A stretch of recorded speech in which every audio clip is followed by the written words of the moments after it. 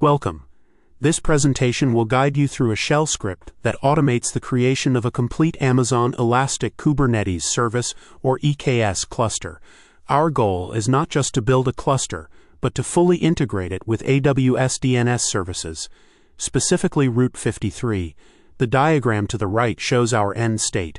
A user can access an application using a simple DNS name like ekstest.example.com, with all the back-end wiring handled automatically. Every good script begins with a configuration section. This is where we define all the key parameters for our environment, making the script easy to reuse and modify. We set names for our cluster, the AWS region, and most importantly, the domain name we will be using. Be sure to change example.com to a domain you actually own in Route 53. Also, notice the command set-e. This is a critical safety feature. It instructs the script to stop immediately if any command fails, which prevents a broken, partially configured environment and makes troubleshooting much easier. First, we create an IAM role for the EKS service itself. This role gives EKS permission to manage AWS resources on your behalf. The key part is the assume role policy document. This is a trust policy. It explicitly states that the service named eks.amazonas.com is allowed to use or assume this role. After creating the role, we attach the Amazon EKS cluster policy. This is a predefined policy from AWS that grants all the necessary permissions for the cluster control plane to function correctly. Next, we create a role for our worker nodes. These nodes are the EC2 instances where our applications will run. The trust policy here allows the EC2 service to assume this role. We attach 3 critical predefined policies. Now we build the network foundation. We start by creating a virtual private cloud, or VPC, with a specific address range.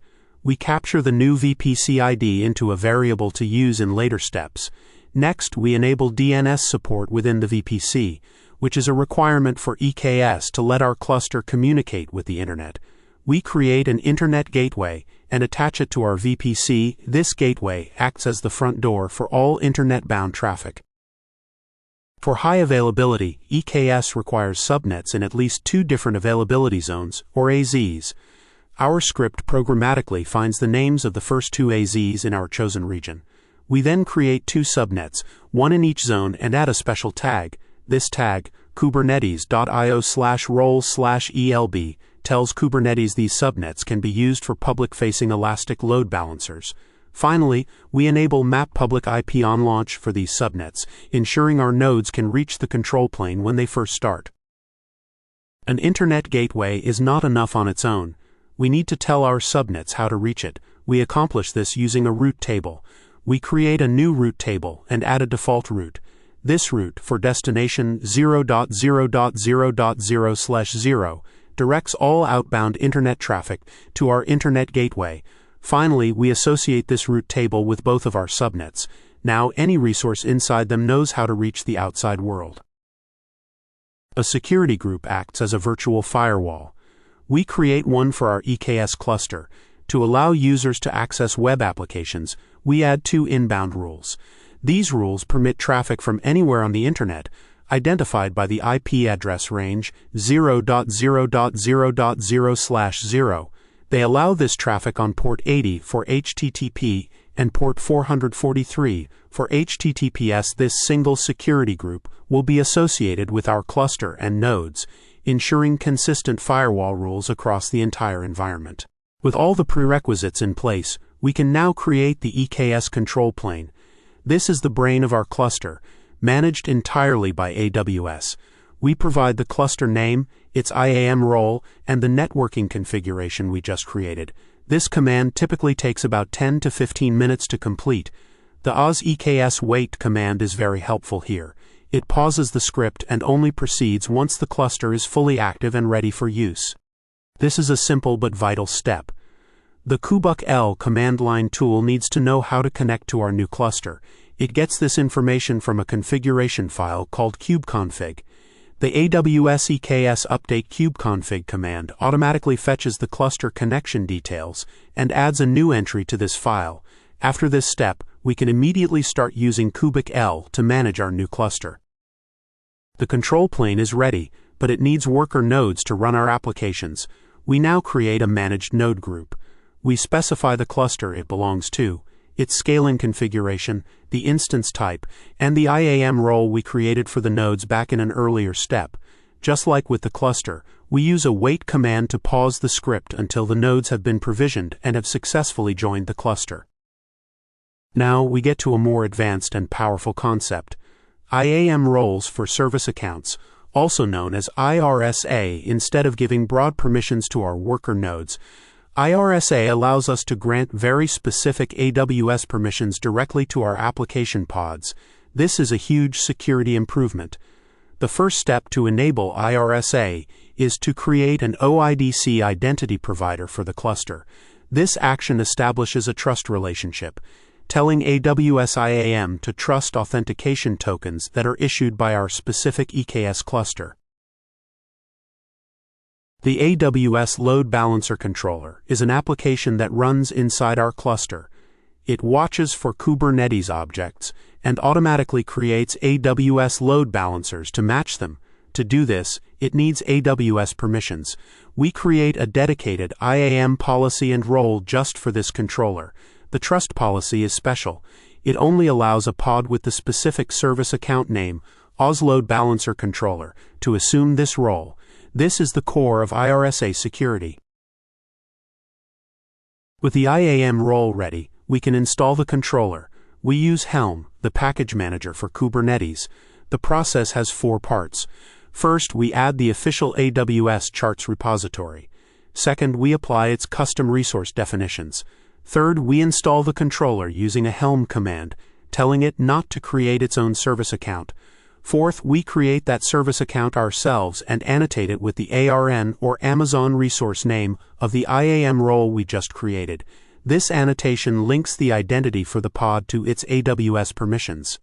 Now for our second key controller, external DNS. This controller watches for Kubernetes resources and automatically creates DNS records for them in Route 53.